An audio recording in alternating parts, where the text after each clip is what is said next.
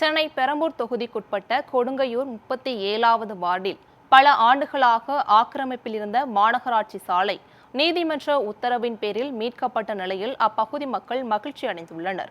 கொடுங்கையூரில் உள்ள ராமகிருஷ்ணன் தெரு மற்றும் சன்னதி தெருவை இணைக்கும் மாநகராட்சி சாலை கடந்த 25 ஆண்டுகளுக்கும் மேலாக தனியார் ஆக்கிரமிப்பில் இருந்த நிலையில் அந்த வழித்தடம் முழுமையாக மறைந்து பொதுமக்கள் பயன்பாட்டிலிருந்து நீக்கப்பட்டிருந்தது.